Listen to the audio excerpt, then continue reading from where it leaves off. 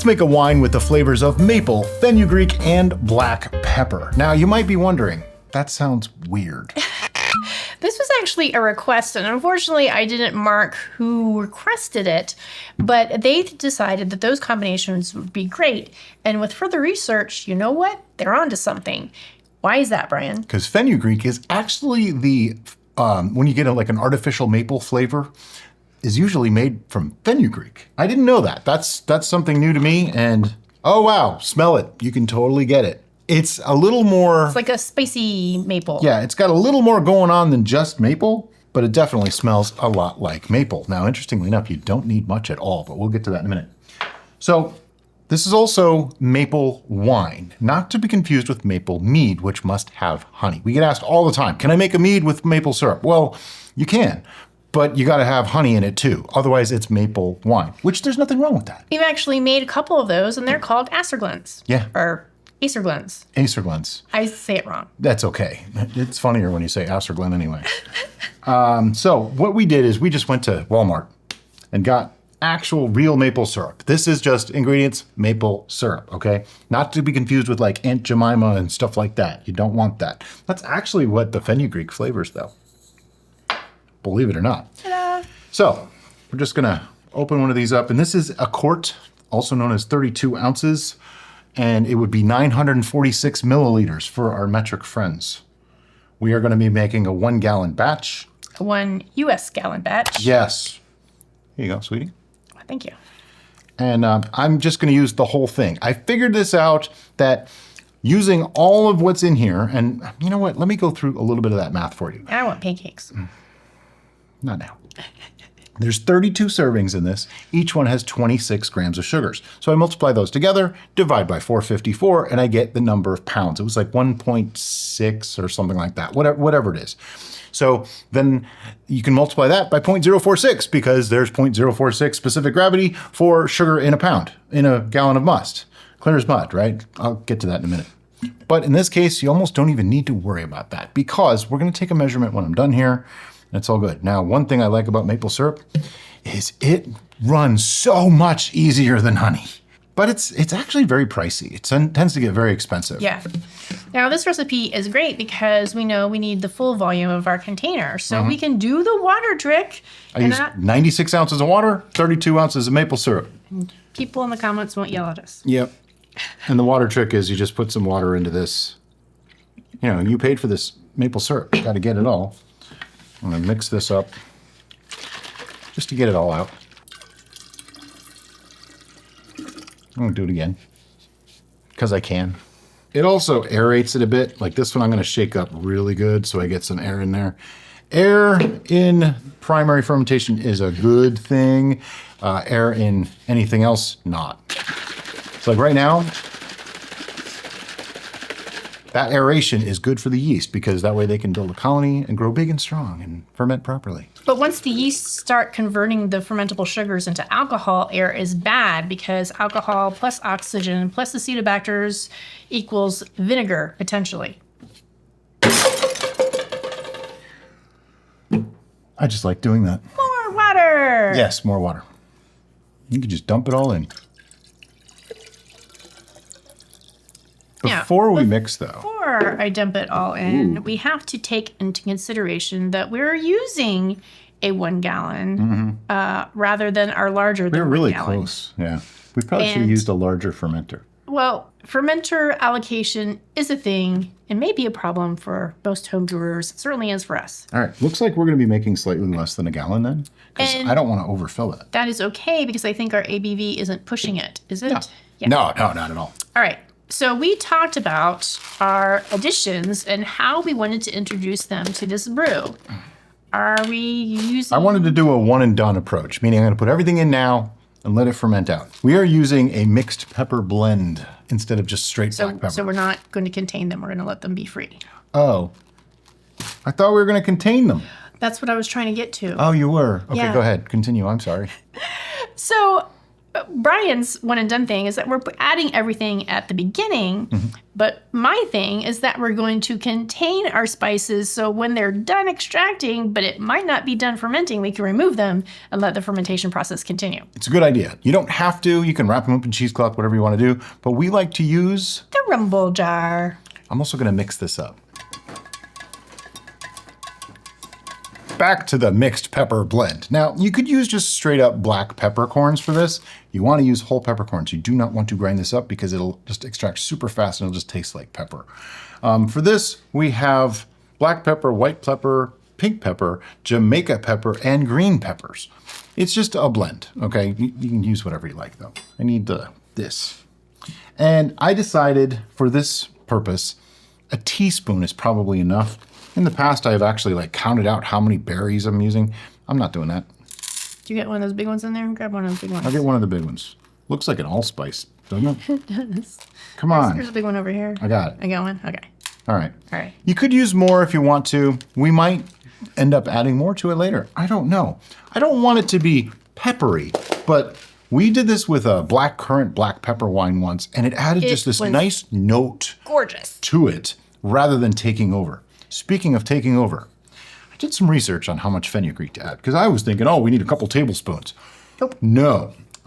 For 5-gallon batches, people were using like a teaspoon of fenugreek. I'm like, whoa. So we're going to use 1/4 of a teaspoon, just a wee little bit. It's potent stuff, apparently, and we don't really know how long it's going to sit in there. That's where the rumble jar comes in because we might need to pull this after 1 week. Yeah. Fenugreek also has some medicinal properties, as in it lowers blood pressure, I believe it is. Or was it blood sugar? It was one of the things that Brian Blood something. has an issue with. So if you are on medications for those ailments or suffer from something along those lines, you may want to take in consideration and limit your consumption of fenugreek. And then you just put it in. But do I want to put that in yet? No, not really. I can. It's okay. Too late. It's too late now. It's in there. Because I want to take a reading. I estimate this to be about a 1.084, but that was before we left out 16 ounces of the water. Yeah. So in actuality, we're only using 80 ounces of water. We're making slightly less than a gallon batch. So I'm thinking this might be closer to the 1.100 mark, and that's fine because that's about my limit. That's where I like to be. 1.096. Do we need more water? No, 1.096 is totally fine. Okay. It's below, it's 1,096 if you think of it that way. That's below 1,100. Yes. It's fine. Numbers are not my friend. I see numbers as colors and shapes, so figure that one out. So I'm gonna just dump this back in because everything that you see here, everything that touches this brew was sanitized in. The red bucket of sanitization! Which is literally a red bucket right over there, filled with star sand and water mixed to the manufacturer's suggestions. Everything got dipped in there, sat for 2 minutes, and then we use it, okay? Except the maple syrup. We didn't actually sanitize that. Somebody always asks that. And I don't know if they're being serious or being funny. No, we don't sanitize the maple syrup. All right, so the last thing we have to do today is add some yeast to this. Brian, what yeast are we using and why? You know, I looked this up briefly just to find out more about it. And Lalvin QA23 seems to be the best yeast for this. I don't remember exactly what its tolerance is, but it's higher than 13 or 14, so it's totally fine because we're not going to go past there. But there's 300 different terpenes, which is a compound, in maple syrup. And Lalvin QA23 works to preserve those really nicely. It also works with fruity flavors and things like that, which I don't know how helpful that's going to be in this particular case. But the terpenes thing kind of got me. And I never really concerned myself with that before. I don't really know a lot about terpenes, but I know that they're a flavor compound. So, you know, maybe we'll do some more read up on that for next time. But for now, I'm going to use half a packet of QA23 yeast. Let's Trying just to move it to the side. Get it. You got, okay. Yeah, I got this. This ain't my first rodeo. Well, how are you going to thwack your packet? I'm not. You know, that whole, this ain't my first rodeo, that's not a lot of rodeos to base experience on. Did you ever think about it? Like, if it's your second rodeo, does that mean that you know everything about it? I don't think so. Just saying. We don't Okay. have to do anything other than put our lid and airlock on. We really suggest that you use an airlock system for your brews because it lets the gases that build up from the fermentation process escape without rupturing your vessel, and it keeps bugs, actual bugs, out. And germs, cat hair, you know. The center fermentation is literally programmed into fruit flies to hunt and find that. Yep. So even if you don't have a buggy house, which you probably don't, if you got fruit They will flies smell outside, it. they'll sniff it out and they'll come and try to find it. Yeah. So we're going to let this start fermenting. See you in a couple weeks. Okay, so it's been 2 weeks and it's time to test this. And by test, we're going to take a reading and we're going to do a little tasting to see if it's got enough fenugreek in there. So take that out, give it the inspection. Ooh, it smells nice. Maple syrup is very unique when it's fermented, and I think the fenugreek is really adding nicely. It's not very clear, which could mean something, might mean nothing. We don't get too crazy about it. It's looking like 1.004. Now, does that mean it's done? Won't know for another week. But one thing we want to do right now, you can just stick the lid back on there if you want, is we're going to take a little sample taste to see if the black pepper and the fenugreek have extracted enough of their flavors. This is probably going to taste very, very dry. I'm sorry. I'm actually really enjoying the aroma combination of the maple and the black pepper. Yeah, It kind of reminds me of bacon. kind of, yeah. Add some smoke. We got a bacon wine. It really does smell like bacon. Oh my God. That is shockingly good. Whoa. Holy crap. Do we want to just rack and pasteurize right now? I don't know. I don't know if it's the addition of the fenugreek. I'm thinking it is based on research that it's tasting a lot more maple syrup It tastes forward sweet. despite that low gravity. And that is fantastic for people that are trying to cut the calories and the sugars from their diet. If I was going to really enjoy this, I'd probably want it a little bit sweeter. So Just a little bit. what if we do this? Let's rack it, put it in something that we can pasteurize it in, add a little bit more maple syrup to it just to up that maple flavor. Okay. And wow. So you want to go ahead and rack this to a pitcher, do flavor adjustments now, and then pasteurize? Yep. All right. Yep. Let's get some equipment out. Wow. All right, so we have all the stuff ready to go, but first we got to get that out of there. And see, this is why you use the rumble jar to do this. Or like there's hop filters and stuff like that that you can use that work, or you can even just put it in a bag if you really want to. It's all good. It all does the exact same purpose. But since we're racking it today anyway, it actually wasn't necessary. Kind of funny when you think about it that way. Oh, before we do that, let me pour our sample back in here, because if I poured it right in, I just disturb all the lees on the bottom, and you know, nobody wants that. I know somebody out there is thinking, but guys, it's not clear. Why are you? Don't worry, we have a plan. To rack, we use an auto siphon. Put the source higher than the destination. I'm leaving the cap on because there's some lees in the bottom of there, also known as sediment.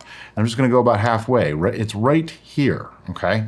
If you go all the way down and then you start this, that's when you disturb the sediment at the bottom and get things worse in your final brew. So I'm going to go halfway, just get it started. I have heard of people that just keep pumping the whole time. Don't do that. Please don't do that. That is how you can severely oxygenate your brew and really stir up a lot of sediment. And as it gets down to that level, I just move it down until I finally get to the bottom. Then I'll tilt the jar a little bit. I'll show you that. All right, so now that it's really close to the bottom, I'm just going to gently tip this up. What it does, it puts more volume over the top of the auto siphon, and I'm still not completely at the bottom yet. Almost, mostly at the bottom, not completely.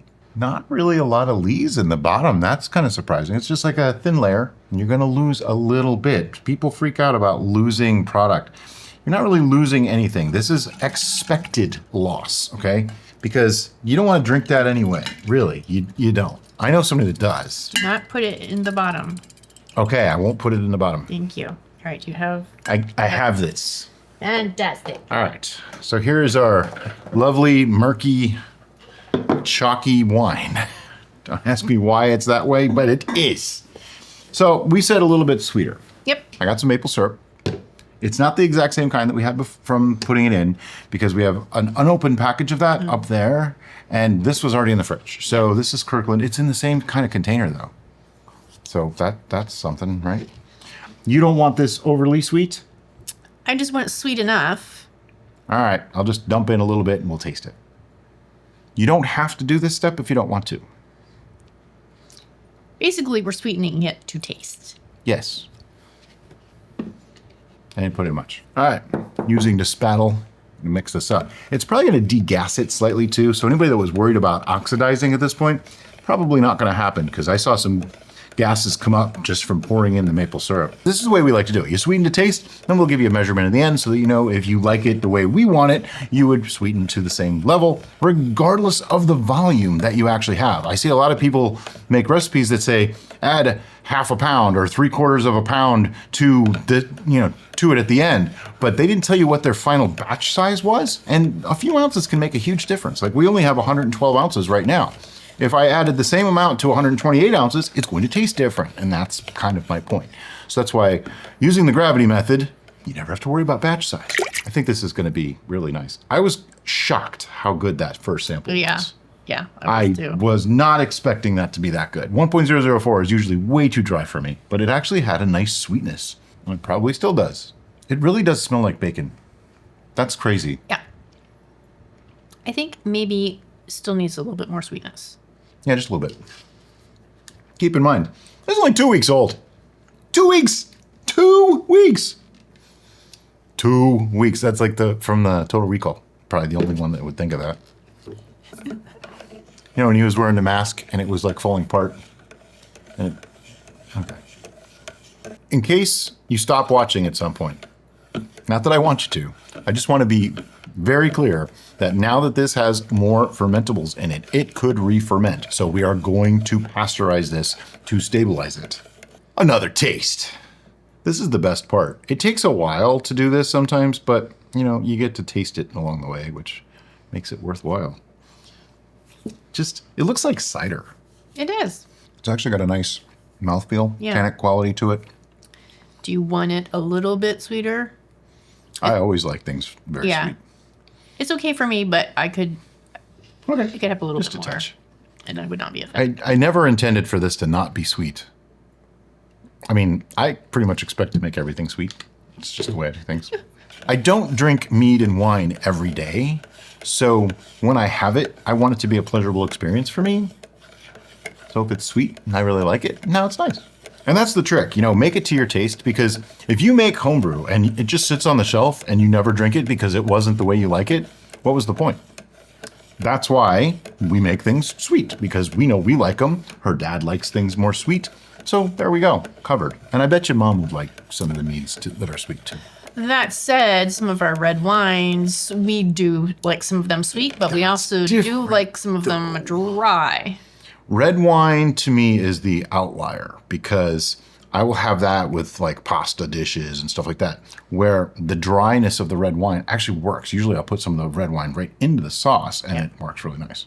But I don't have a lot. Like I'll have just like one glass of dry red wine. I can't do too much of it. We good? I think we're good. What do you think? Yeah. I'm going to try to estimate the gravity, though I would not have guessed it was 1.004 before. Yeah. So it might only be like 1.022. Yep. That's my guesstimation. All right. So by giving you this final gravity, now if you made something like this, you can sweeten it to your taste or to our taste, and you have a rough idea of where to go. How much do you hate me? 1.022. I'm not even joking. That is literally where it's at. You see it, right? Yep. Okay.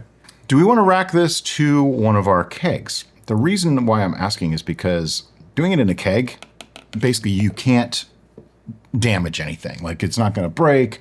And I found that it heated up so fast because of the metal. The heat transfer was perfect. The only downside is it's harder to clean the inside of a keg.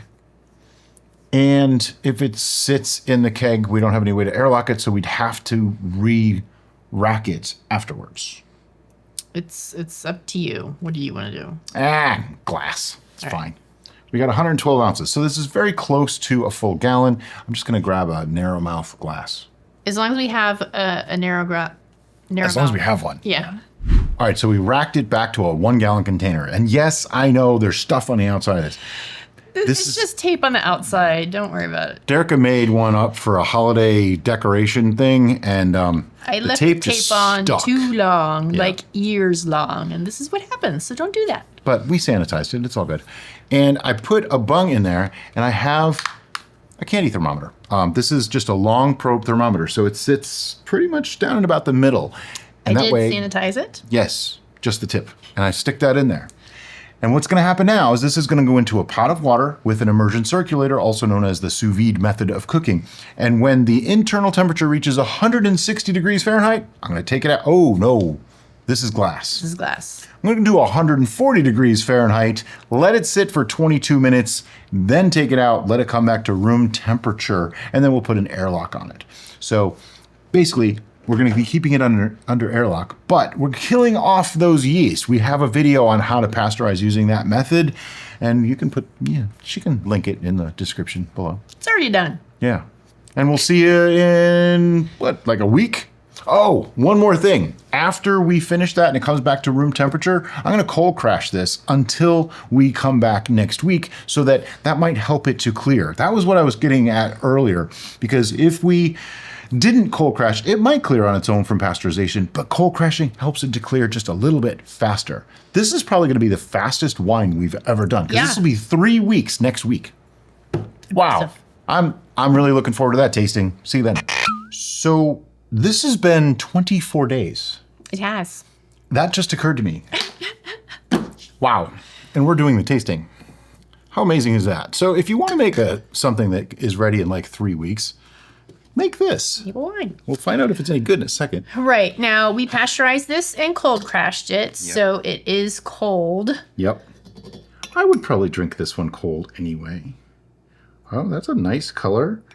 I had said it didn't clear, but it's more like it has a slight haze. Yeah. It's not really a like chunky, unclear. It's just a little bit of a haze.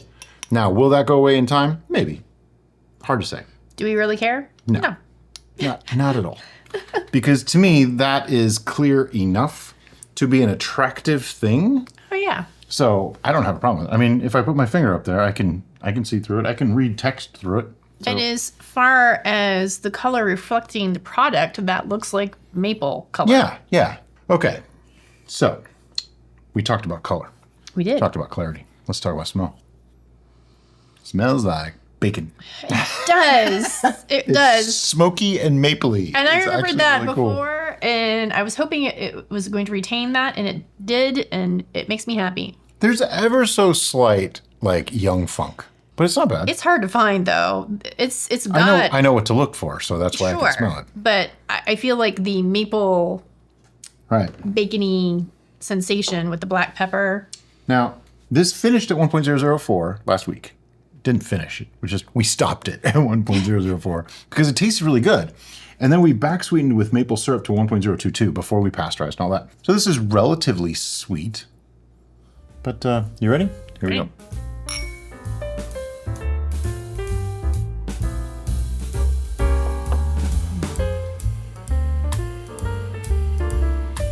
That's really nice. Yeah. It's got a nice mouthfeel, good coating. It's got the kind of creamy sensation that you would anticipate from a maple syrup. But it's like smoky and... That black pepper punch comes in a little later. I was afraid we weren't going to get that because this wasn't in there very long. But it's great. I think we got it. And it's interesting because you feel like that's going to be the last note when that black pepper comes in, but it's not. Mm-hmm. Then you have the residual maple sensation where it's kind of smoky, kind of... This is so unique. Yeah. I could see using this to marinate things in, though, too. Ooh, yeah. Or even on ice cream. Always. It has... Okay, I just want to say, like, the molasses wine that we made, that one, I didn't like it at all. okay? It was gross to me. It was not a desirable thing. That's why I didn't want to use it in marinating food. I did once and I didn't like it. This has a lovely flavor. Like I could drink this on its own. Yeah.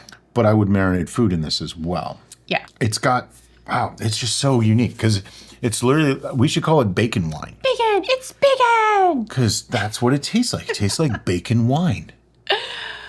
Which, in theory, in the mental note for me is just wrongity wrong. Yeah. But in application, in personal experience, it's righty right.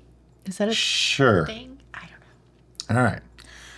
So I would say this is a success. And that's something we should start saying during these shows. Is it a success? This is a successful brew. Absolutely. Is there anything we would change about it right now?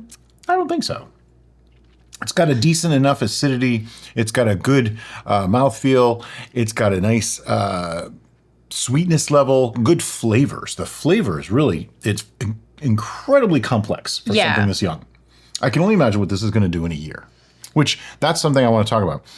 This is going to sit for probably 6 to 8 months, okay? Before bottling. Right. Then we're going to bottle it. One of those bottles will go away, save it, and a year from about now, we'll come back with a tasting on the Tasting Room channel. The other bottles Will probably be consumed by me or Brian, if he's lucky. yeah. If there's any around, I might get some. But for now, we need to put a score on this. Do you have a number? I don't, because this is such a unique experience beverage. Like, I would never think to want to drink this, if that makes any sense. Yeah. I would have never thought of it. This doesn't come to mind, but now that I'm experiencing, I'm like, oh, where have you been? Darn good. Bacon This in a is glass. nice. Yeah. It does have a little bit of youth on it still, but I'm not going to hold it against it too much because everything else about this is so right. When this melds together and smooths out in a year, oh boy. All Wow. right. I got a number. You got a number? I got a number. On your screen, you should be seeing our scoring system, which I should have been talking about before, which goes from 1 through 11 officially, because yes, ours goes to 11, but there is the unofficial 0 that is not on there. But let's see, predictions. This is neither an 11 nor a 0. I would agree. Yeah. All right. You ready? Yeah. 1, 2, 3, 7.5. I was at 8, and now I'm getting a lingering like aftertaste that maybe just go to 7.5. I think with age, this is going to be much better. Yeah. But even a 7.5, that is in the great wine category. Yeah. So Yeah. 7.5 and 8.5. I'm not surprised that I'm a full point higher than Brian's score, simply because this is Less my thing. this is just a thing. This is like, Yeah. I don't know whose thing this is, but it's pretty cool. I had to give it props simply because it came out Way better than better I than expected. And just like, I don't. We've done maple wine before, and it was, Yeah, it was and it okay. was, It was all right. We liked it. Like I would have given it like a 6. You know, it was fine. But this This is something different. This is is something better. different. I don't think I could drink a whole bunch of it in one Right. sitting. It's an experience beverage. But It's something that you put in a glass and you sip. I'm certainly enjoying each taste. Yeah. Is there some crazy out of the blue concept brew that you would like us to attempt? We may, if you let us know in the comments below. As always, guys, thanks so much for watching. Have a great day. Bye bye.